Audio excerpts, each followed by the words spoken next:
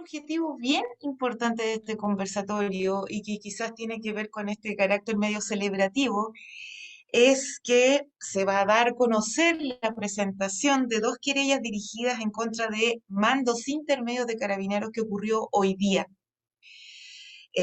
A propósito de dos hechos, de las actuaciones de carabineros ocurridas en el sector de Maipú y otras ocurridas en la zona de Plaza Dignidad. Entonces ahora vamos a pasar a presentar a las personas que van a estar en este conversatorio. Primero a Karina Fernández Neira. Ella es licenciada en Ciencias Jurídicas y Sociales. Tiene, bueno, obviamente una dilatada trayectoria en la defensa de los derechos humanos. También es abogado litigante a nivel nacional y ante el Sistema Interamericano de Derechos Humanos. Y es parte del equipo de abogadas y abogados de Londres 38 Espacio de Memorias. Es además miembro de la coordinación de la Defensoría Jurídica de la Universidad de Chile en representación de Londres 38 y es integrante de la subcomisión de querella. Y Karina encabezó el equipo de trabajo de la querella relativa a los hechos ocurridos en Maipú. Hola, buenas noches a todos y a todas.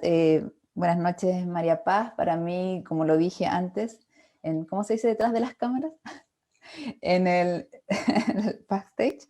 Es un honor hoy día para Sí. mí no solo compartir con mis compañeras y compañeras de lo que yo siempre, compañeros y compañeras de lo que yo siempre menciono como mi barricada favorita, que es la Defensoría de la Universidad Jurídica de la Chile, sino que además estar aquí en compañía de de las personas que yo defiendo y que representan mucho, ¿cierto?, de lo que significa ser víctima de delitos de esta magnitud y también una lucha desde lo femenino.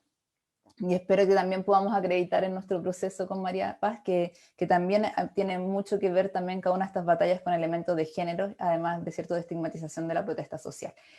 Pero bueno, ya refiriéndome a la pregunta propiamente tal, yo creo que la defensoría surge como, sobre todo como nuestra necesidad desesperada de poder dar un espacio para quienes tal vez sabíamos nosotros, desde nuestras distintas experiencias, que no iban a tener como una cercanía o no se iban a sentir con la total tranquilidad de recurrir a los organismos estatales. Es decir, Ministerio Público, Carabineros, ¿cierto? Que era además lo que estaban generando estas lesiones y estos delitos, pero encontramos que a lo mejor era por tanto indispensable generar un espacio distinto al INDH, distinto a todo el aparato estatal y que generara también confianza en las personas que recurrieran a nosotros y a todos nuestros voluntarios y voluntarias que además estaban haciendo un trabajo increíble en los distintos territorios al momento que estos mismos delitos ocurrían.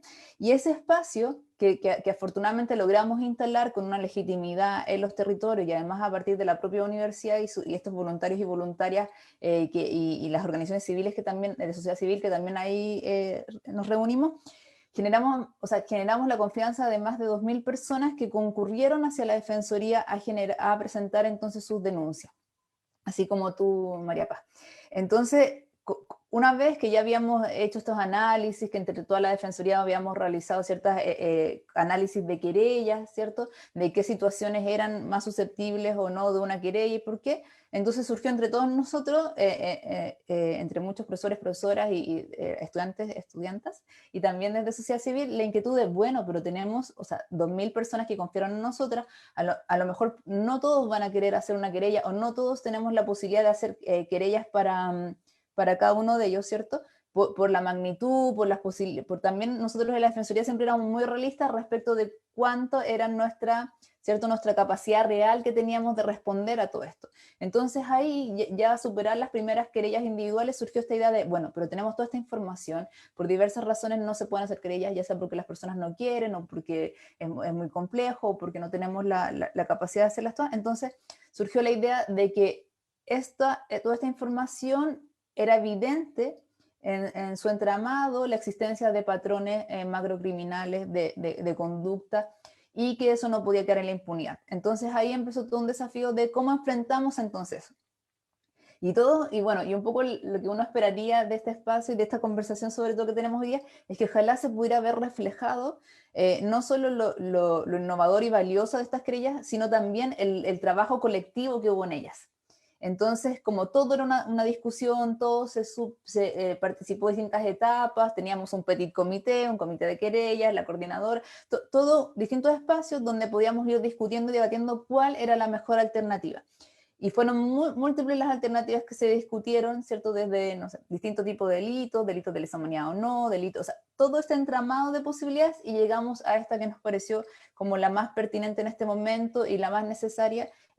Pero antes de terminar, solo quería además darme el tiempo, bueno, de agradecer a todos y todas quienes participaron de estos distintos debates, conversaciones, porque a lo mejor no se ve reflejado solamente entre quienes firmamos las querellas, pero primero, claro, a las víctimas que confiaron en nosotros como Defensoría, a todos quienes además participamos de este debate, y sí quería darle un especial agradecimiento a Juan Correa, que es un geógrafo, un profesor de geografía también de la Universidad de Chile, que él participó elaborando unos mapas específicos que tiene también la querella, y esto también es como esta idea de fortalecer que estos esfuerzos tampoco no se pueden lograr solo desde el derecho, y que es indispensable enfrentarlos desde una visión intersectorial y, ¿cierto? Y de distintas digamos, conocimientos concurran a hacer frente a delitos de esta especial magnitud. Cada caso, en el fondo, cada acercamiento que hubo con cada víctima significaba además contextualizar, ordenar, organizar un poco cómo se iba a dirigir las acciones que cada víctima iba a tener que realizar. Es súper complejo porque en tanto víctima también es muy desorientador todo el sistema. Entonces, de hecho, leerse a uno mismo como víctima es muy lento de entender. Porque justamente, por ejemplo, yo me cito a mí misma, obviamente, el 18 de octubre no estaba en el imaginario la idea, por ejemplo, de que nos iban a apuntar a la cara a las personas que íbamos o transitando o que nos estábamos manifestando. Entonces apareció en el imaginario ese día en la noche, en adelante apareció en el imaginario eso, pero no estaba. De hecho, yo misma observé cómo me apuntaban y como que me pareció en cierto sentido gracioso o desubicado hasta que me disparó. Entonces, esa acción que aparece en el imaginario del chileno, que es, cuidado, que nos pueden disparar, quitarnos los ojos, reventarnos la cabeza o la mandíbula, eh, da cuenta justamente de lo que hoy día ocurrió con las querellas, creo yo que es eso que estoy entendiendo, que es la teoría jurídica, es decir, el desarrollo de los patrones. Entonces, yo quería a Karina preguntarle justamente en ese sentido, ¿qué significa la presentación de las querellas para el desarrollo de esa teoría jurídica? Londres 38 desde siempre, incluso en los casos de la dictadura, ha levantado la importancia de los patrones y cómo eso es relevante cuando buscamos luchar contra la impunidad. O sea, desde hace varias décadas, Londres viene diciendo de que no es posible hacer investigaciones de carácter fragmentado, que todo lo fragmentado se choca como con la idea de lo que estamos viendo, delitos ciertos macrocriminales que operan en conjunto, y que justamente si uno quiere luchar contra esa impunidad y especialmente develar la verdad, es indispensable hacer este análisis desde los patrones. Yo creo que para mí algo muy importante que da cuenta de las querellas, primero es la existencia de estos crímenes de Estado, de grave violación a los derechos humanos, pero además o sea, hace frente a uno de los desafíos a lo mejor más importantes en esta materia, que es como mezclar el derecho penal con el derecho internacional de los derechos humanos, que no es tan fácil y no siempre dialogan como tan fluidamente como uno esperaría. También lo que mencionaba Javier del 150D es muy relevante porque nosotros estamos además enfrentando un tipo penal que es nuevo en nuestro ordenamiento. O sea, estos graves crímenes nos descubren, además en un momento con un artículo del Código Penal nuevo que es el 150D, entonces también cómo nosotros lo enfrentamos como Defensoría a partir de las querellas, creo que es un gran aporte como a la evolución, espero yo, jurisprudencial chilena. Pero también, eso desde el penal y desde el derecho internacional, para mostrar cómo se van mezclando, mencionar que justamente el solicitar se analicen las cosas o ponerlo de frente en una querella desde patrones es una expresión de lo que se conoce como el deber, como la debida diligencia de las investigaciones de delitos de especial gravedad contra los derechos humanos. ¿Por qué? Porque la idea de los patrones se opone a la idea del delito, el crimen aislado, ¿cierto? Se opone a la idea nos lleva a superar la escena del crimen, a salir de lo fortuito. Nos lleva entonces a presentarnos de que acá no solo tenemos al psicópata de turno, que como en tu caso te disparó. El psicópata de turno tenía un armamento potencialmente ilícito, sabía cómo debía ocuparlo, con una herramienta que no tiene ningún sentido dentro de lo que uno podría conocer como, una protesta social incluso, como el Super SOC. Entonces estamos hablando de que todo eso, todo ese engranaje y del hecho de que nosotros hayamos detectado en una comuna específica como Maipú la existencia de ciertos patrones, revelan entonces que tenemos que superar esas formas de seguir viendo las cosas de manera aislada, porque verlo aislado o verlo rutinario se opone justamente entonces a la naturaleza de los delitos, que son estos delitos de crímenes de Estado, ¿cierto? Entonces, como crímenes de Estado son, como crímenes de Estado queremos deberarlo y que se muestre entonces cuál es el aparataje que los promovió, y esa es la única forma, y al buscar esa sanción a través de esta dimensión que estamos dando, es la única forma de generar efectivamente en Chile garantías de no repetición. Y es un poco como yo mencionaba, la idea de entonces de que esto nunca más vuelva a ocurrir, no solo de la verdad, sino además como de esta dimensión de que no vuelva a ocurrir, porque es importante también hacerse cargo de los contextos facilitadores. Entonces, cuando tenemos autoridades que lo permiten, cuando tenemos autoridades que no ponen límite, cuando tenemos una autoridad jerarquizada que no va poniendo esos límites, entonces, bueno, ¿cuáles son las responsabilidades, no solo de obligaciones estatales, sino también penales, que involucra entonces, ¿cierto?, esa rutinización, esa estigmatización de las víctimas, ese discurso, ¿cierto?, estigmatizador muchas veces de las víctimas, y sobre todo como de oponernos a la impunidad y al negacionismo, porque justamente el discurso de ver las cosas de manera aislada es absolutamente negacionista. El que hoy día ya el general de Carabineros se pare a dar una conferencia de prensa y hable de que no hay personas asesinadas por Carabineros, cuando específicamente las personas asesinadas, el mayor número está en Maipú, que es una de nuestras querellas. Entonces, un poco ir como reflejando todo eso, creo que esperamos cada uno de nosotras y nosotras que hemos participado en estas querellas, que justamente ayuden a avanzar en el marco jurisprudencial chileno. Facebook pregunta, hoy supimos que una gran cantidad de violaciones a los derechos humanos a niños y jóvenes fueron cerrados. ¿Qué se puede hacer con eso? Esa entrevista que salió en CIPER hoy día, dando cuenta del alto porcentaje de causas cerradas, es como la continuación del mismo periodista de Mauricio Weibel sobre el alto porcentaje de causas, quien además también aprovecho de decir que es mi representado también en la causa de espionaje. Él venía dando cuenta ya de que un 46% de las causas del estallido social, que eran más de 8.000, ya han sido cerradas sin, digamos, sin pasar la investigación inicial por parte de la Fiscalía.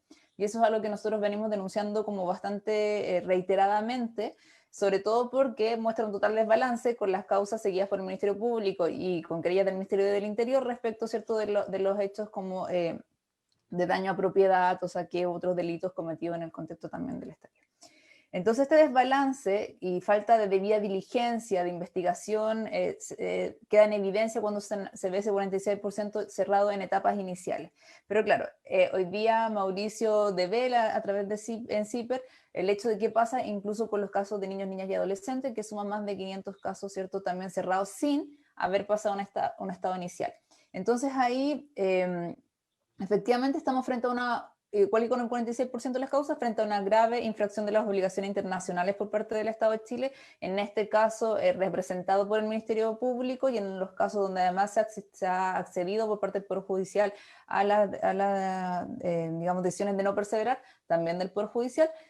Pero claro, ¿qué pasa con los casos de niñas, niñas y adolescentes? Que esa es una vulneración aún mayor, porque los niños, niñas y adolescentes tienen garantías aún más reforzadas. Poco nosotros quienes defendemos los derechos humanos hemos reiterado la idea de que el Ministerio Público debe comprender que no todas las investigaciones son iguales, que es lo que generalmente me dicen a mí cuando yo reclamo que por qué se cierran, y me dicen, todas las investigaciones son iguales. No, hay personas y víctimas que tienen garantías reforzadas, y cuando estos delitos además los perpetran los agentes estatales, su obligación es aún más grande respecto de cómo procede en esa investigación. Ahora, efectivamente, claro, además de que son víctimas más vulnerables y que requieren garantías más reforzadas, el tema es que es muy difícil para muchos niños, niñas y adolescentes como mantener cierta adhesión a las denuncias.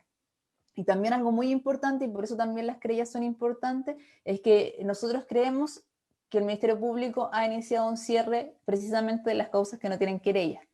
Entonces, en las causas que no hay querella, efectivamente no hay una víctima activa que pueda oponerse a esos cierres, y en un porcentaje también importante pareciera que el NDH no ha sido parte, y también hay un rol de la Defensoría de la Niñez que pareciera importante como destacar, que tiene que empezar también a tener a lo mejor un rol más activo también en ese sentido. Pero claramente hay una infracción más allá del rol de estas dos instituciones que mencioné, del INDH y de la Defensoría, y de las personas que efectivamente tienen un gran problema de acceso a la justicia cuando no pueden contar con creyentes y creyentes, tiene que ver con en qué óptica está mirando el Ministerio Público estas denuncias, ¿cierto? Porque además otro elemento importante que hemos denunciado es que de las 8.000 denuncias, recordemos que nosotros presentamos 2.000 de las 8.000, de las 8.000 denuncias, el Ministerio Público de oficio presentó cerca de 100. Entonces eso también diagnostica como un poco toda la consecuencia que yo también hablaba de este discurso estigmatizador, de que ellos no realicen las denuncias de oficio en estos casos, aún con la gravedad de los hechos, y mucho menos hay tal vez también un interés persecutor, que sí se ve en contraste cuando hay que perseguir a los niños y niñas y adolescentes, porque cuando hay que perseguirlos sí parece que no hay ningún problema, ningún obstáculo, ninguna pandemia que les impida, ¿cierto?, seguir como con todo el espíritu persecutor esos delitos. Pero cuando son víctimas, y cuando además son víctimas de agentes estatales, vuelve este parámetro que yo mencionaba de la rutinización.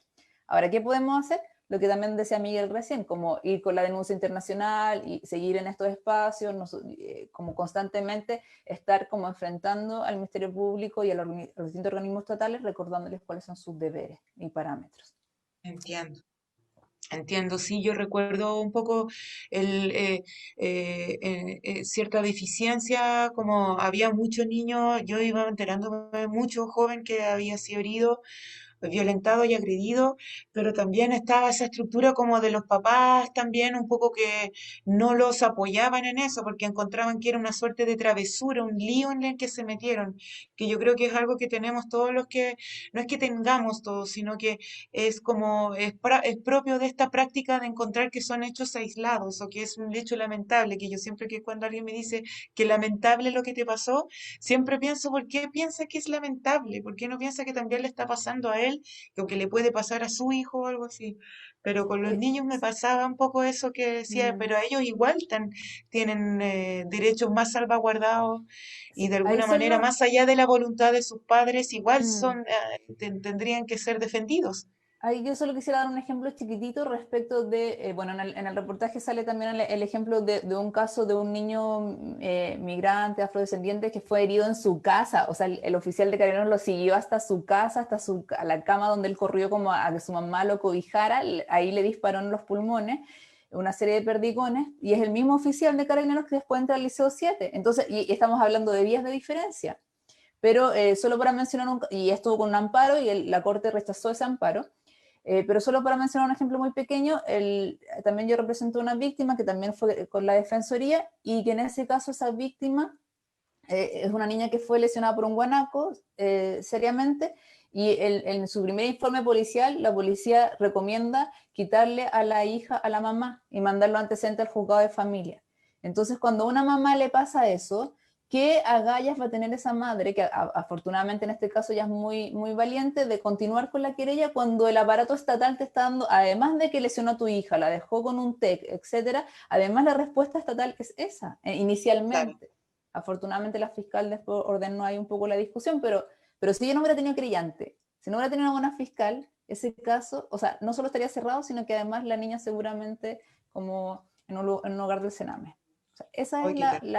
la ferocidad que enfrentamos en este sistema. Muchas gracias por participar. Muchas gracias a ustedes por el trabajo que hacen y muchas gracias a todos los que nos acompañaron hoy día. Muchas gracias.